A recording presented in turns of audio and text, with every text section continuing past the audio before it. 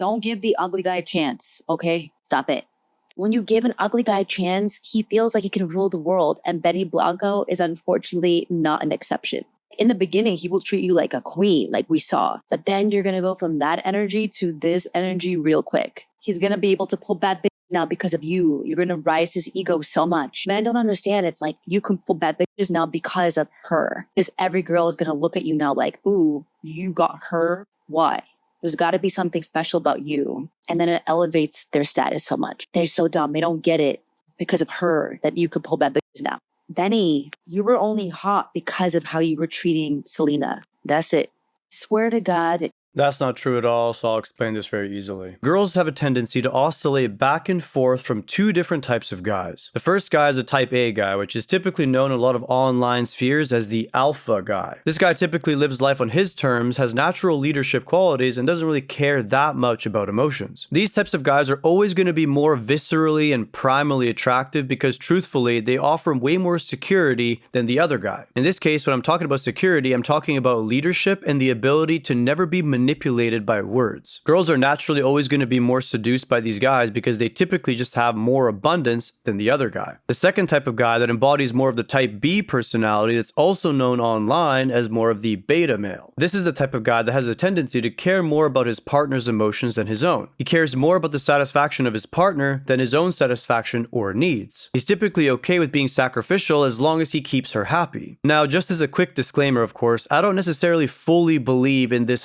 simplistic duality between type A, type B, or alpha or beta. However, it is an easy way to describe this concept because even though it's not necessarily scientifically perfect, it gives us an idea of something that we already observe in the environment that we just need a classification for. As with most things, I think these things exist on a spectrum between one extreme and the other. Now, to go back to my original point, girls tend to go back and forth between these two guys. The first guy they tend to go for genuine attraction, and the second guy they tend to go for comfort. Logically speaking, regardless of whose fault it is, girls have a tendency in modern society to get fatigued of guy one. This is typically due to the fact that the tribe or society is constantly reinforcing the reality that type B is the correct type of guy and that type A is the incorrect guy. When the first guy doesn't work out, they tend to switch it up and go to the second guy to attempt to make that relationship work because in that relationship they have all of the control. What usually tends to happen when the girl has all of the control is that her attraction level starts to go lower and lower and lower. When or if that relationship doesn't work out,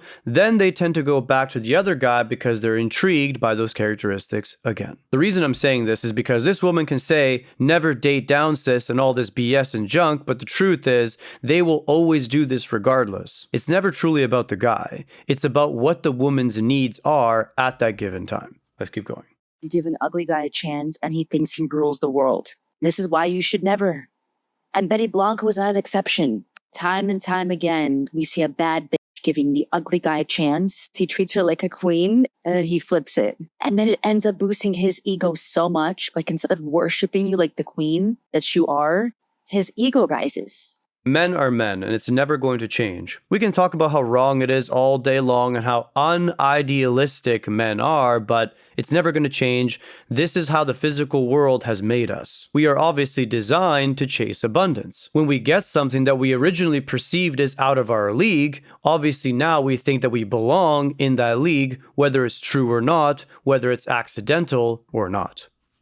Let's keep going.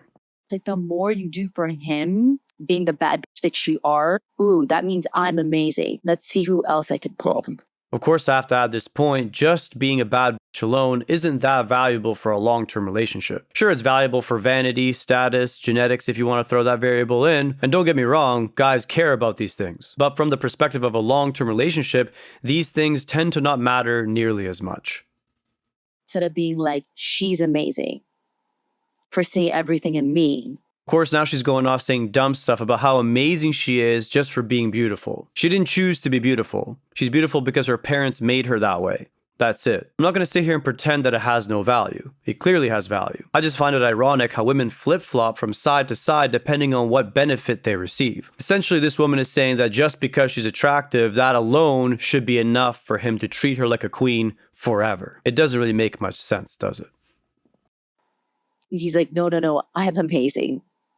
Yeah, you giving that ugly man a chance, is boosting his ego so much. I've seen it time and time again. I think one more variable that needs to be discussed here is the idea of social proof. This girl is assuming that that guy's ego is only rising because he got the beautiful girl. In reality, this guy's ego is most likely rising not just because the girl is beautiful, but because now many more beautiful girls are also flocking to him as a result. It's about social proof, of course. This is just another amazing example of a girl telling on herself. To translate it simply, hey, attractive girls, don't date ugly guys for the wrong reason because all you're gonna do is give them free social proof. Let's be honest, sister. We know how weak we are to social proof. That's, of course, if I'm being hyper candid. I sat with my ex. Suddenly, he was all like, he was feeling himself. He treated me like a queen the first few months, and then it flipped. I raised his status so much, he suddenly was like, ooh, I can get any girl. He's single and balding now, so yeah. But anyways, don't give the ugly guy a chance. Men never date for personality. And you end up boosting his ego so much that he ends up cheating. It doesn't make any sense. Men don't date for personality when it comes to the short term, but for the long term, you better believe that they care about that stuff. At least guys that care about any semblance of legacy, that is. And should be the guy that should be worshiping the ground that you walk on and being the most faithful to you, which they... It's never going to happen. Why would a guy worship a woman? Stupid. The only thing a man should worship is God, if anything, of course.